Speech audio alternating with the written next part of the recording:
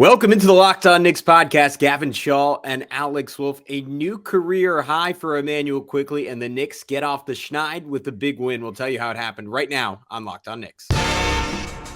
You are Locked On Knicks, your daily New York Knicks podcast, part of the Locked On Podcast Network, your team every day.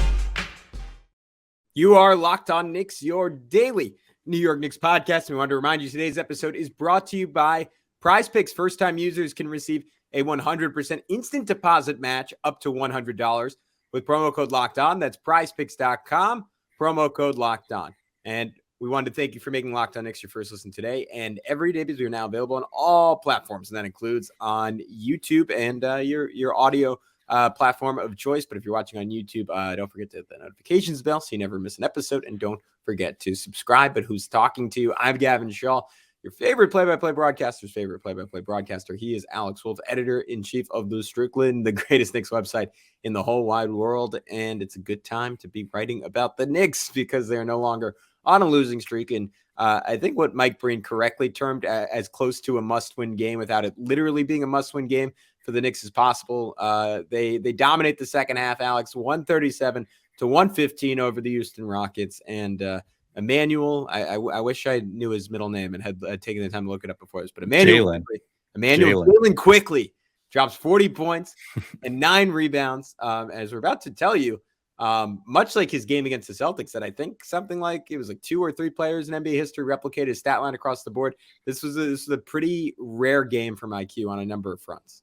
Yeah, we got a couple nice little tweets here that sort of illustrate it. I guess I'll first just give the base box score number on what Quickley ended with. So he, in 30 minutes, so bear in mind this is in almost half the time of his Boston performance, in which he set his career high at that particular time.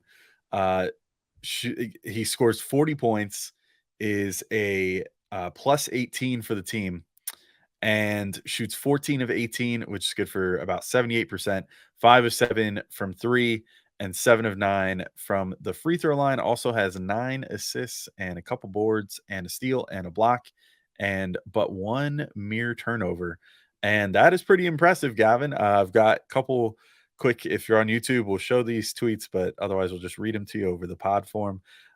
So from the Strickland, aka the Quickland right now, Immanuel Quickley joins Damian Lillard, Devin Booker, LeBron James, Luka Doncic, and Nikola Jokic as the only players to have games with 40-plus points, 9+ assists, and 1 or less turnovers this season.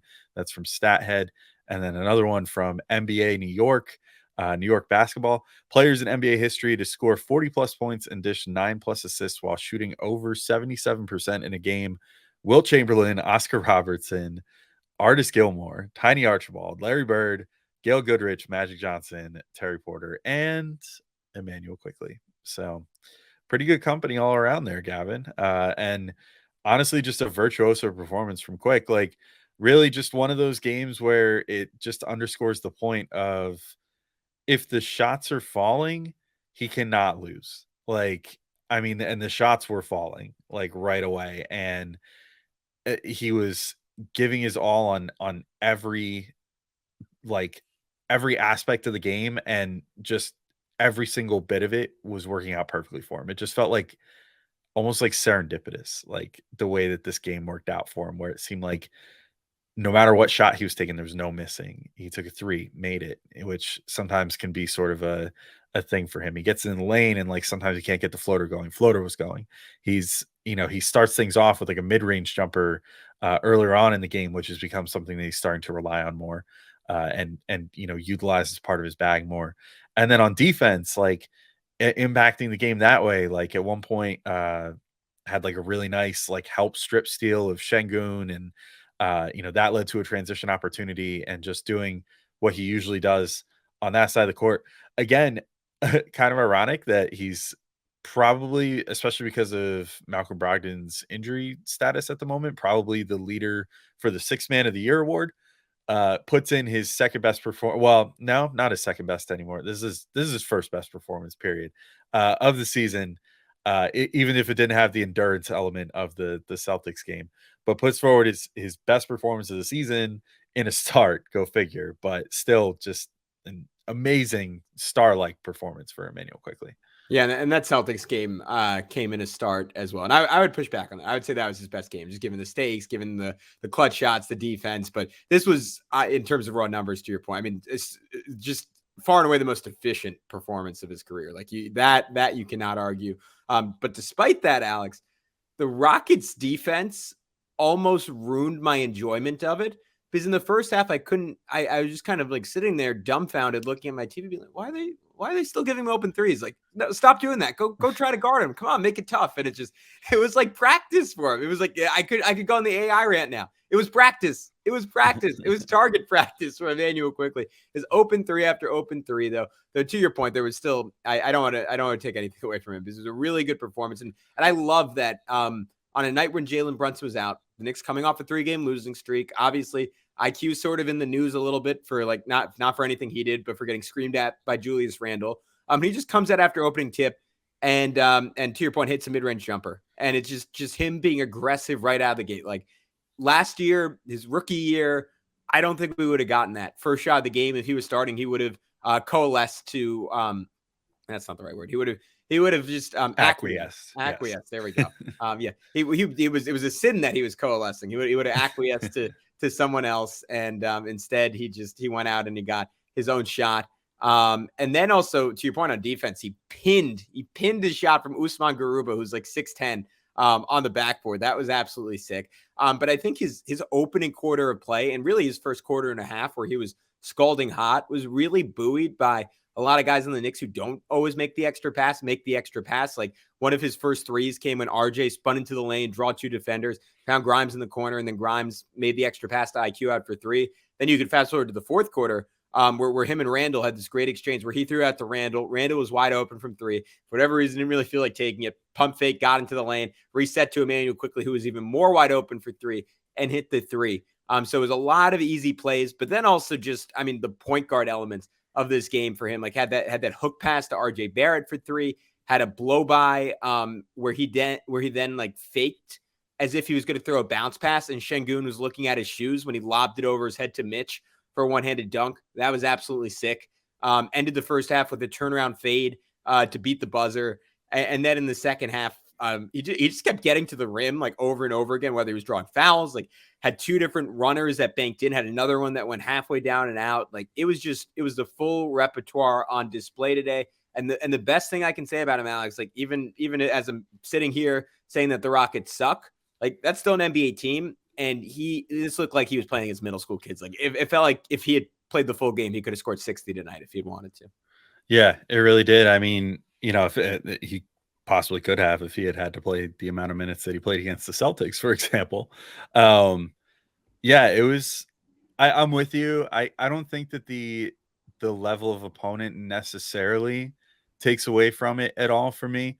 Although I do agree with you, like certain stuff, especially for Quickley, more so than the other players, just seem like they were just willing to concede pretty much whatever to Quick, which is weird because he's not the guy that you want to get in a rhythm early. Like you want to kind of bother him early and be in his space early and try to throw him off his game. So I don't totally get the strategy. That said, like warm-up jumpers or not, like he gets a lot of open threes that he doesn't necessarily make, and he made them in this game. So I mean, I'm cool with it. Like, and honestly, they sort of needed that from him. Like I'll get to it a little later, maybe a little more in depth in the show, but like this game was slightly worrisome to me, at least through the first like 2.5 quarters, where things were just a little too close for comfort against a team that really, truly, apologies to our buddy Jackson Gatlin of Locked On Rockets, this team stinks, man. They're bad. Like they are real bad, hard to watch bad. Like they have no like real offense. It's basically just like KPJ and Jalen Green like taking turns ISOing, and like it's not a good team, and like their defense obviously stinks. So like the fact that the Knicks were only ahead by like a handful of points up until they exploded in the third quarter, like was a little concerning. And so they kind of needed Quick to do what he was doing. to just kind of keep them afloat. So in that regard, I think I don't know. I think I just kind of talked myself out of this being his best game now. Definitely his best statistical game. But like I think I'm kind of with you. Like the Boston game was a little more high stakes, and he did get kind of gift wrapped some stuff in this one, but I still loved it from him. Like every time that he goes out there and he hits shots and gets himself in a rhythm, it's a huge win to me because that's like the biggest thing for him. And once he starts learning to harness that like all the time, he's going to be nonsensically good. Although actually our buddy Dallas Amico, if we're speaking of good tweets, also had a good tweet too that shows just how good he's been in starts this year. IQ has averaged 21, 5, and 5 and 1 steal on about 60% true shooting. Wow. In 17 starts this year. And that's the and Dallas noted that's with 2 really bad starts after the Boston game. So that's pretty crazy stuff. 21, 5, 5 on 60 true shooting is crazy stuff. I think wasn't it? I mean, coming into tonight, it was like 19. Like he literally added 2 points to it in one game. So that gives you an idea of what he did tonight. But we're going to talk about the game from a broader perspective, and I want to get into Julius Randle and RJ Barrett because those two both had great games as well. But before I do that, I have to tell you all about our friends over at PrizePicks. When the Knicks play again on Wednesday night, I'm going to take Immanuel Quickley, even if Jalen Brunson is back, to keep on cooking over 17.5 points. I'm going to take Mitchell Robinson over 8.5 rebounds. It's just been a while since he's had a big rebounding game. And I'm going to take RJ Barrett under 4.5 assists. I'm sorry, RJ. So how does it work? Pick 2 to 6 players, and if they go score more or less than their PrizePicks projection, you can win up to 25 times your money on any entry, no competing against other people. So, those weirdos in their parents' basements that are just disproportionately good at math. You don't have to worry about those guys because it's just you against the projections available. PrizePicks offers projections at any sport you could watch. That includes the NBA, NFL, MLB, and some slightly more obscure ones, including esports, NASCAR, tennis, MMA, boxing, disc golf, European basketball, cricket, and so much more. Entries can be made super fast in under a minute, safe and fast withdrawals, and currently operational in over 30 states and Canada. So download the PrizePicks app or go to prizepicks.com to sign up today and play daily fantasy sports. First-time users can receive a 100% instant deposit match up to $100 with the promo code LOCKEDON. If you deposit $100, PrizePicks will give you $100. If you deposit $50, PrizePicks will give you $50. So don't forget to enter the promo code LOCKEDON to sign up for an instant deposit match up to $100. Yeah, Alex, you alluded to it, but this was looking like I will say this. I never really had that feeling in my gut that the Knicks were going to lose this game. And maybe that's because I missed the Magic game, so I wasn't traumatized, but I didn't think they were going to lose.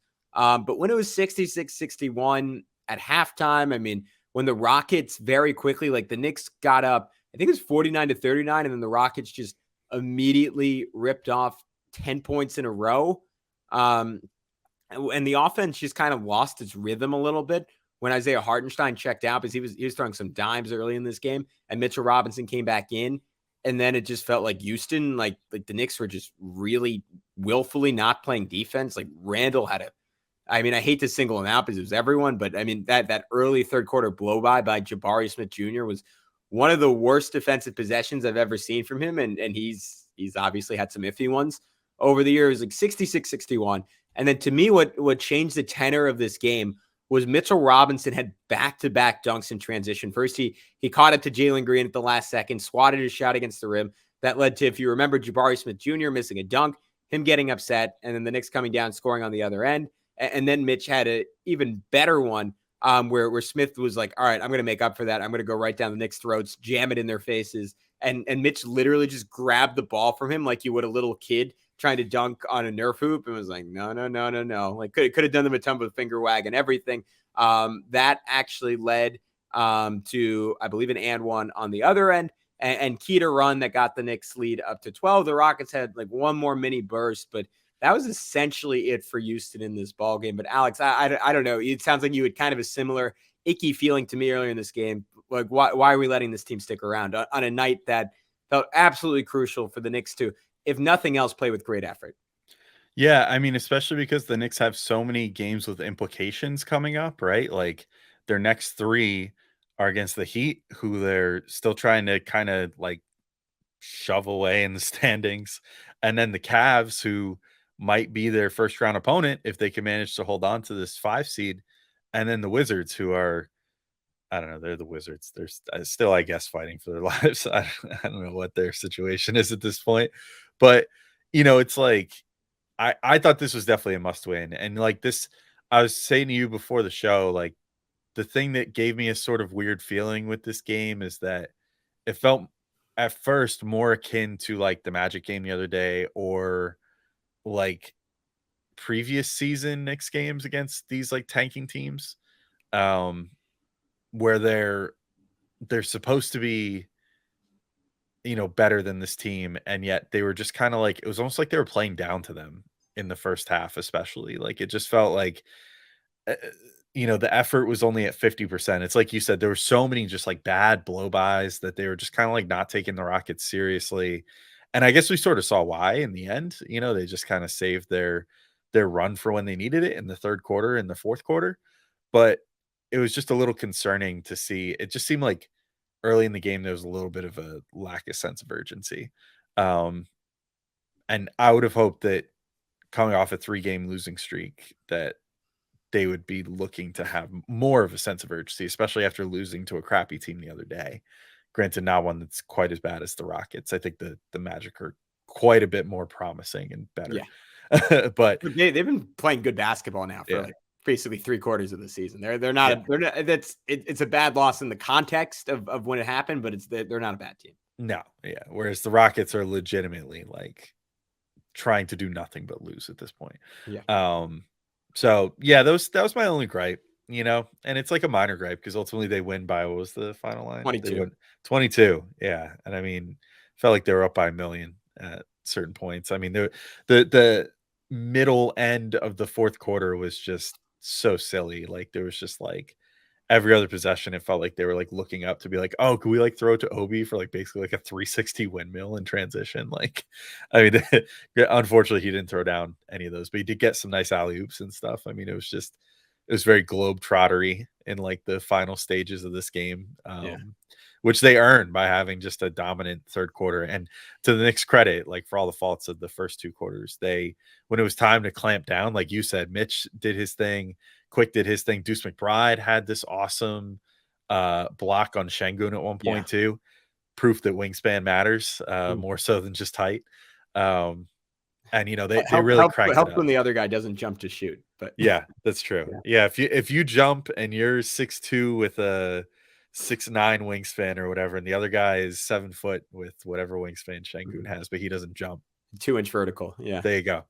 So yeah, it was that third quarter was fantastic. So I mean, that's your saving grace, but it was just a little, like I said, a little disconcerting for the first couple quarters there, but they got through it, which is good. That's what you want to see.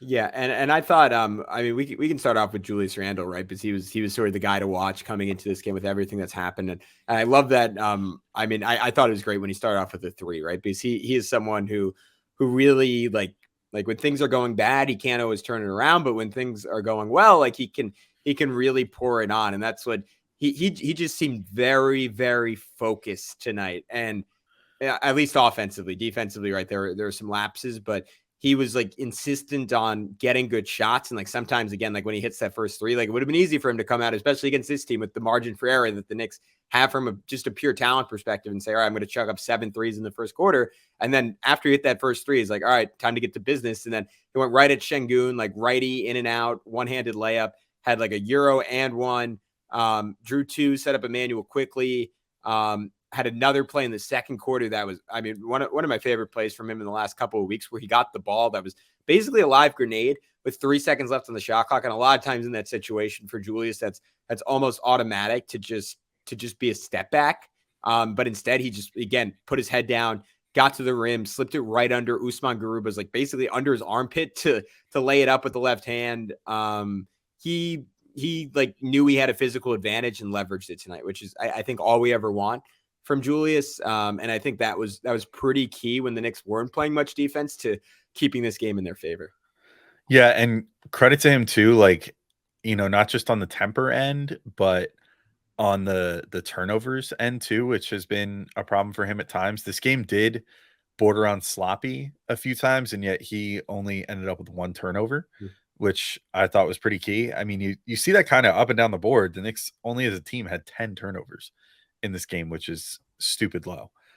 So they really, that they took care of the ball, which they needed to do to, sort of make that final run. And then like Randle himself, I mean, he just kind of like, this is almost like a lunch pail game for him. You know what I mean? Like other than the underlying narrative of what's going on with him, like getting so mad at the refs and whatever, which they brought up like a bunch of times during the broadcast, because it's definitely still like the story right now, as everybody's starting to earn their like 1-game technical suspensions at this point in the season.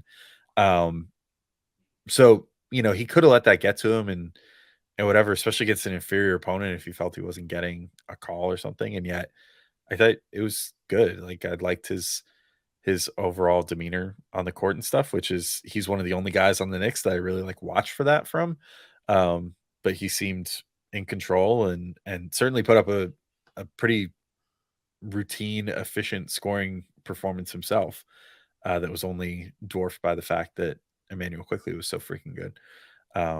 But yeah, there's some other guys I think that perform well too. I know you want to get into RJ Barrett. I thought Quentin Grimes did a great job as well. And a number of other players that we want to get to before the end of the show here. But I do just have to quickly remind you all that today's show is brought to you by Built Bar, and the Built March Madness bracket is here. We know you guys have a favorite bar or puff, and now's your time to make it count. Go to builtmarchmadness.com to vote for your favorites. You guys know who I'm going to be voting for coconut almond, always my favorite. And if you want the Knicks to win, you'll be voting for that bar too. Support your team, support your bar or puff. I don't know. It's been mixed bag. Like I voted for coconut almond today and the Knicks win, and then voted for him last week and the Knicks lost a bunch. So I don't know. I can't fully substantiate that claim or not. But when you vote for your favorite bar or puff, you'll be entered into a drawing where 50 lucky Locked On listeners will get a free box of Built. Not only that, but one Locked On fan will get a 12-month subscription to Built to have Built's best bars or puffs delivered monthly straight to your door. You got to try Built. Built, the best protein bar ever. Seriously, they're so amazing, and you won't think that they are good for you. That's because Built bars and puffs are all high in protein, low in sugar, and covered in 100% real chocolate. So run to builtmarchmadness.com right now to vote for your favorite bar or puff and pick up a box while you're there. You can vote every day in March. So hop in and support your pick. All right, Gavin, we're back in to continue this discussion. One more reminder of that final score, 137-115. The Knicks beat the Rockets in what ended up being a laugher. And I'll leave it to you. We've got two of the young core had a pretty good game between RJ Barrett and Quentin Grimes, or perhaps the answer is other. Who would you like to highlight next? I'll go with RJ Barrett. I'll save. There's one other guy I really want to get to, but I'll save him because I thought this was mostly a really good game for RJ. I'm almost tempted to start with the bad, but we start with the good. He took advantage the second he came back in with the bench unit, Josh Christopher, who's not a guy who gets a ton of playing time for Houston. And I hate to criticize him because he's a fellow Sun Devil, but not the best defender. And RJ just bullied him the second he came into the game, got 2 straight buckets on him. And then there was another play that made me really happy because the Knicks had a 3-on-2. RJ was handling the ball down the middle. And Alex, if you remember early in the season, RJ had a tendency in those situations to inexplicably just try to shoot over someone right on him when there was inevitably someone wide open. And I got this tight feeling in my stomach, and I was like, oh, he's gonna shoot it here. And then he didn't shoot it. He did a Euro step, got by the first guy, second defender closes in, slips it under his arm to Josh Hart for an easy layup. I was like, let's go. That's all I ever want from you, RJ. That is perfect. And then showed us some really nice chemistry with the spoilers. The other guy I want to highlight, Isaiah Hartenstein, had a backdoor cut. It was a really nice find from iHeart, double pump finish. And that is like early on. I always say this with RJ, but I'll keep saying it because it's just a defining memory of like when he first started playing for the Knicks, and I wanted to get a feel for this guy. I'm like, all right, what is he all about? He had a bunch of backdoor cuts his first couple games in the NBA. And then it felt like for 3 years, like he forgot that was kind of a key part of his skill set. But Hartenstein has reawakened it, and it is glorious because it takes away all the difficulties for RJ, which are some decision making and shooting from outside. He doesn't have to do either of those things when he catches the ball in the run. All he has to do is catch and finish with strength, and he's good at doing that at this point. And then had another one with Isaiah Hartenstein, where he gave iHeart time to rescreen. And to me, that shows that he's really starting to figure out the nuances of NBA level pick and roll basketball, where Hart screened on one side. RJ wasn't quite open yet, so he let Hart flip to the other side, got to the rim, right-handed and one. Great play. Only 2 issues came early in the game. He had one like really bad lob to Mitch that led to a turnover, and he just predetermined his read. Has to be willing to shoot in that situation. Like he can't decide beforehand, and then had a step back 3 early in the shot clock, which is just a shot I never want to see him take. But overall, Alex, I thought this was bouncing back from, again, one of his worst games of the season, probably his worst game post All-Star break, with a really good one.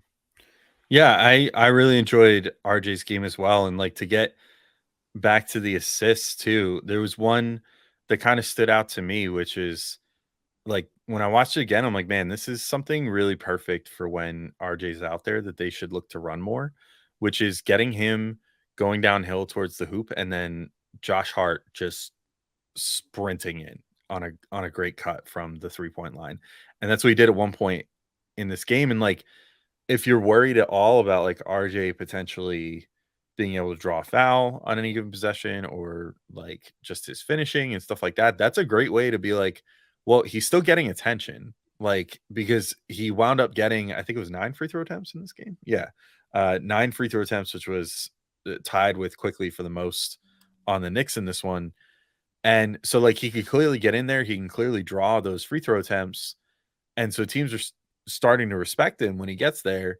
So why not take advantage of that by, instead of just having guys be 5 out, have a Josh Hart come flying in and, do something with that, and take the easy 2 points right there.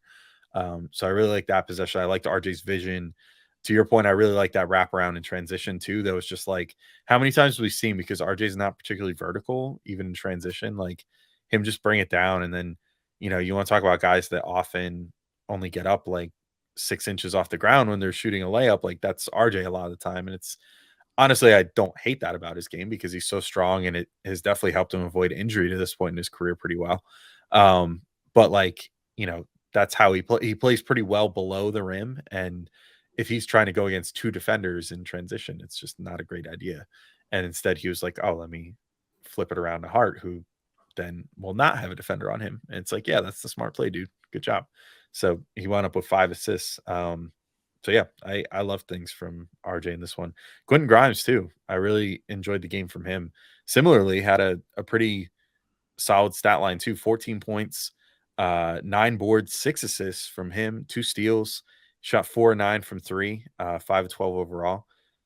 Gavin, I liked his demeanor again. I like how he's playing right now. And I think the most encouraging thing to me in this one was that the shots weren't falling for him at first. And it took him a while to kind of get going. And then late in the game, he was just the guy that buried the Rockets in this game. Like all of a sudden later on, it was like, hey man, you didn't stop shooting.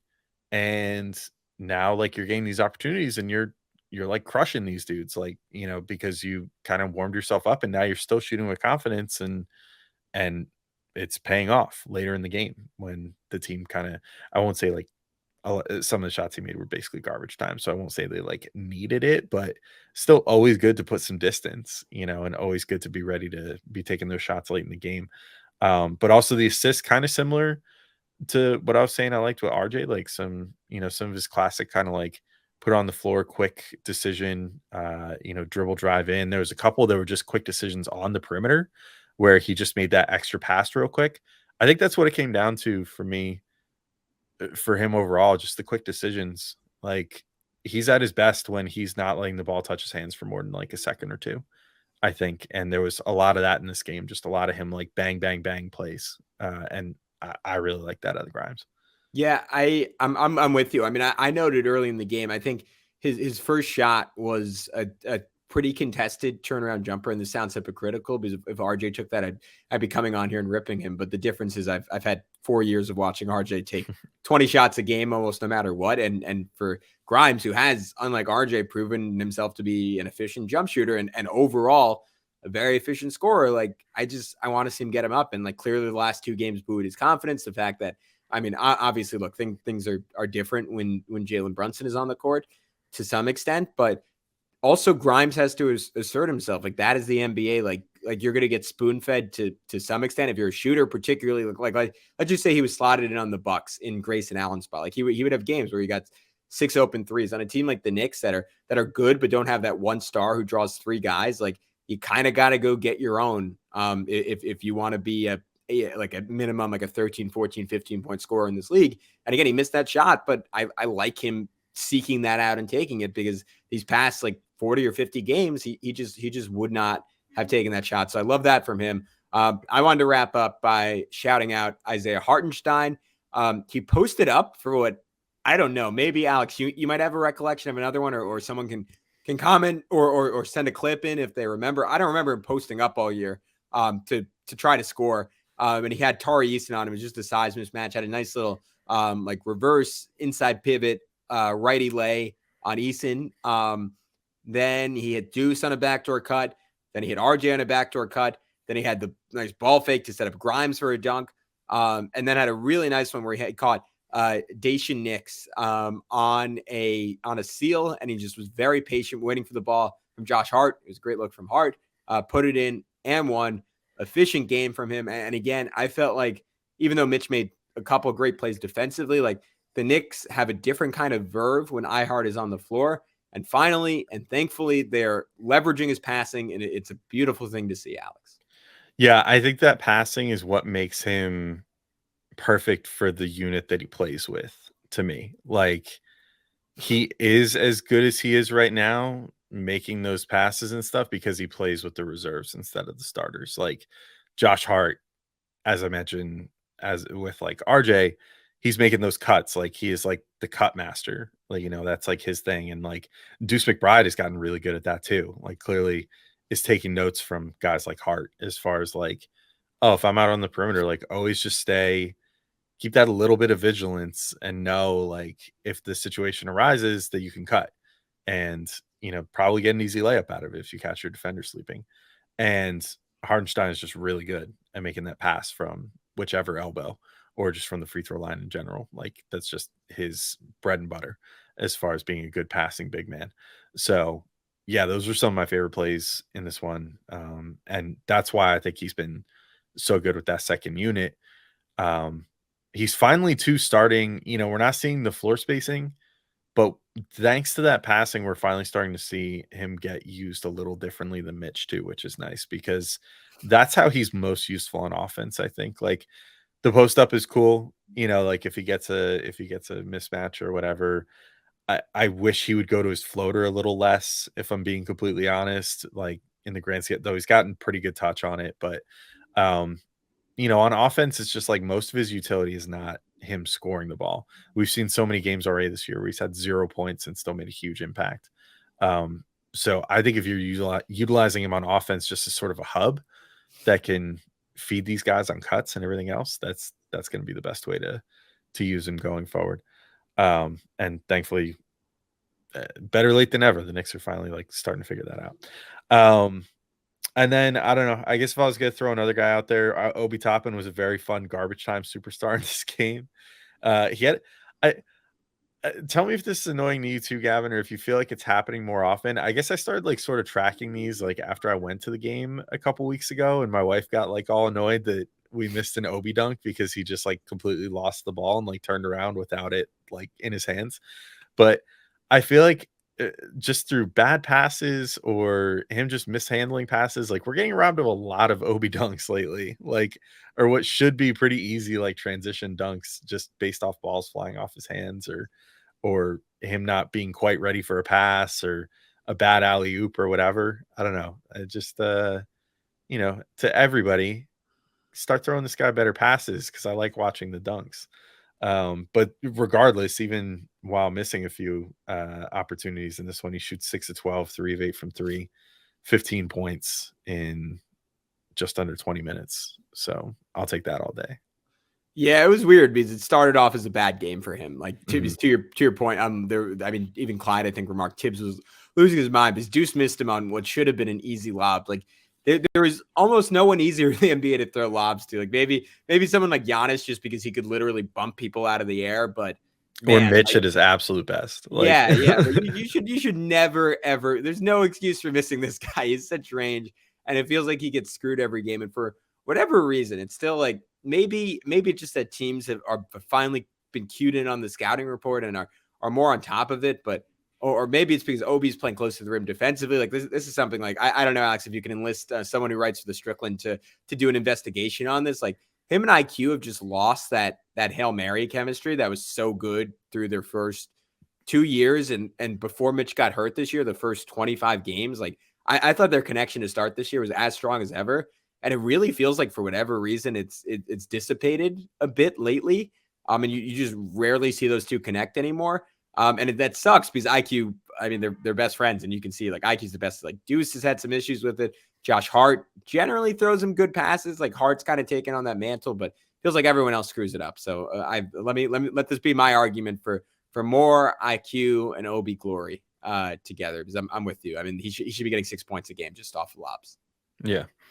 But yeah, I think that's all I got for this game too. I guess shout out to Josh Hart, but whatever. He's just doing his normal crazy plus minus God stuff and playing good defense and whatever. So nothing too out of the ordinary for him in this game. But other than that, yeah, I think we're good to wrap this one up.